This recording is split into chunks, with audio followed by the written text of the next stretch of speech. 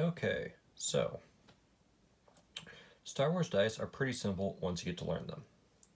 First thing you have to know is the positive dice. Positive dice consist of yellow, green, and blue. They're counteracted by the negative dice, red, purple, and black. Whenever you roll, make a roll for any skill or any check, you always roll your skill, well, of which consists of your dice, versus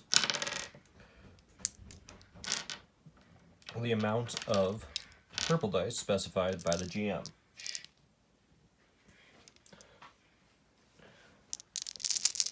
When rolling each Star Wars dice, it is always best to keep track of which dice you did roll. Then, they're paired up again to match certain symbols, match up against other symbols. So, the wings counteract the circle.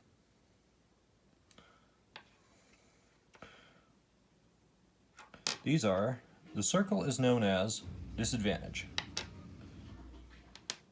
The wings are known as advantage. If you just get advantage on a roll, well, it does not mean you succeed.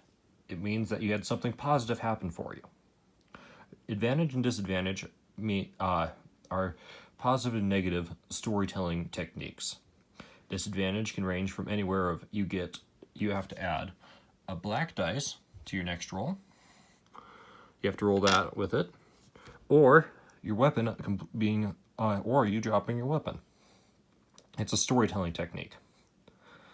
Green dice can give you a single advantage, can give you either a strain or a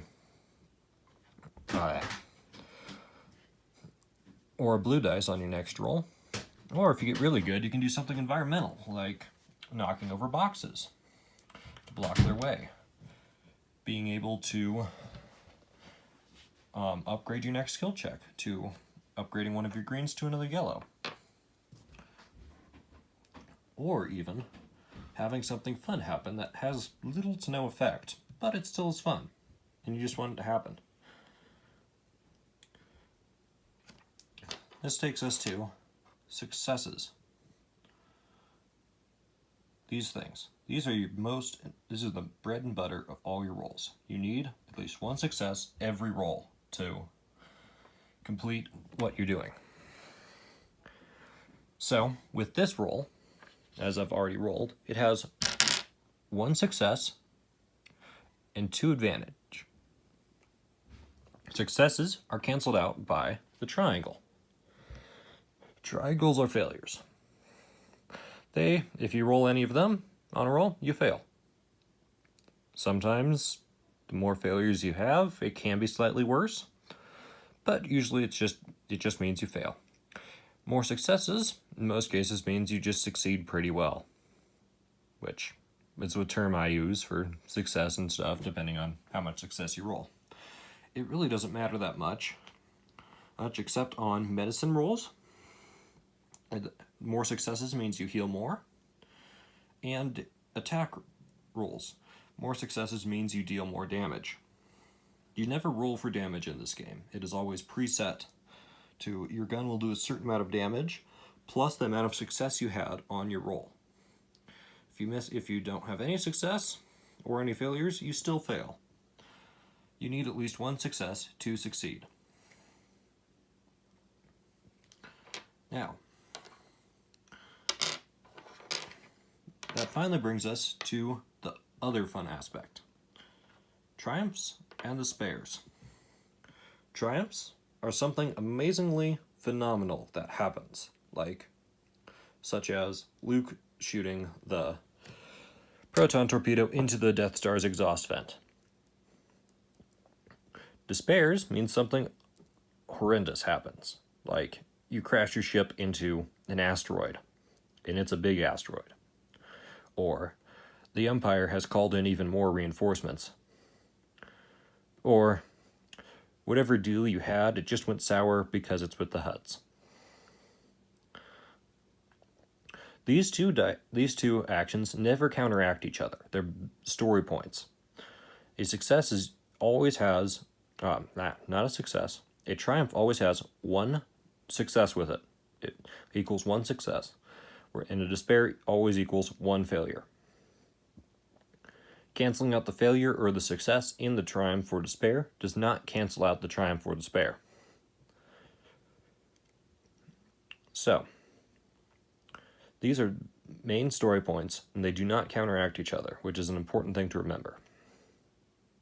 The despairs are red, the triangle with the circle around it. It's usually evil and most annoying. Usually it means the enemy gets an upper hand, or you slip and fall on your face really badly. It could even give you crits, which in this game doesn't mean extra damage. It means like limb loss and you hurting your head for a long time. Triumphs, you can spend it on a lot of stuff, like crits as well.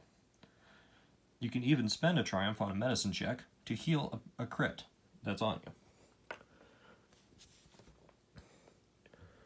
So these are very important things. They can only be rolled on a red or a yellow. So, now I'll explain the basic dice of stuff. Blues and blacks are environmental dice. These you get for small environmental things that add to your ability to do stuff. Like, you'd get a black if you're in heavy fog and you're trying to fly a ship. Or if you're specifically aiming at something, or there's like a landing pad that's all lit up, you'd get a blue. Blues, you can always get a blue on the combat check by spending a maneuver to aim. In combat, you always have an action where you can roll dice and a maneuver, plus a free action where you can spend talking or doing another small thing. Maneuvers are usually movement, certain checks specified by the GM, such as athletics checks, and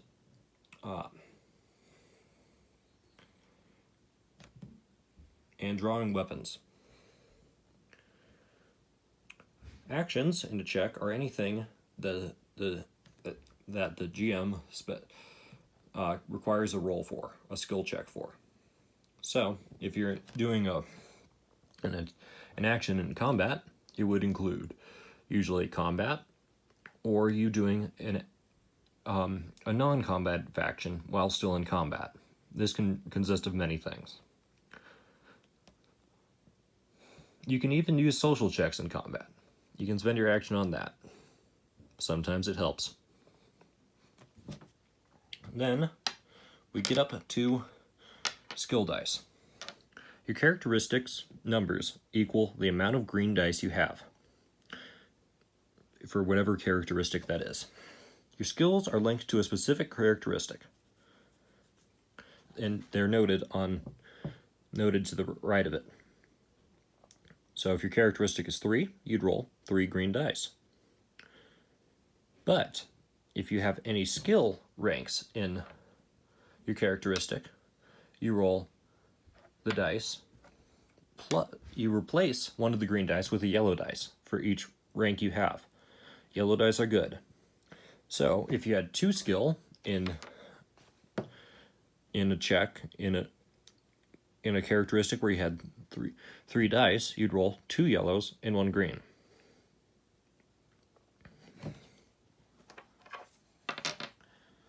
The difficulty dice, the purple. Purple dice determine how hard everything is. So about 3 purple dice is equal to a pretty hard, well, not really hard, just a hard thing to do.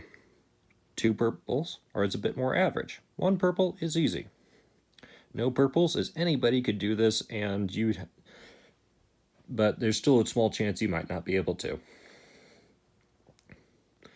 Then it can even get up to 5 purples, which is a lot. 5 purples is nasty. That is a formidable check. Now, the GM can decide that there is a chance of you catastrophically failing or so, or he really wants to see you fail a bit more. He can change the purples into a red. Certain enemies in certain environments already upgrade purples to a red. This is pretty simple, just by the Nemesis. This ability, seen on most enemies, or by other environmental factors. It's like the GM feels like you're pretty high powered and high level enough, so he'll always just add a natural red to all your rolls. Then, if the GM so wishes, or if you so wish, you can spend a light side point to upgrade one of your abilities from like a green to a yellow, or have another environmental thing happen, like whatever we were attacking, let's just say it's at really low life and we're just going to kill it now. Or, we find this convenient thing that we needed. It can be a lot of stuff. These, when you use them, they turn into dark side points. This is what the GM uses. He decides that, your roll that you're doing there, looks pretty easy for you, but he wants you to have a larger chance of failing it. Just for story-wise and stuff. Or he really dislikes you. But that would never happen. Sometimes, though. He can spend one of these, flip them back over to the light side, and make one of your purples turn into a red. Thus increasing your chance of failure and adding a chance of despair into the mix. So, in conclusion, your characteristics are equal to the amount of dice you roll. Your skill points change your greens into yellows. And successes cancel out blasts, cancel out triangles. Wings cancel out circles. Triumphs and despairs don't cancel out, ever. Always inform your GM of your despair. Failure doesn't mean that it's going to be a bad story. Failure means that you have more potential for a greater story.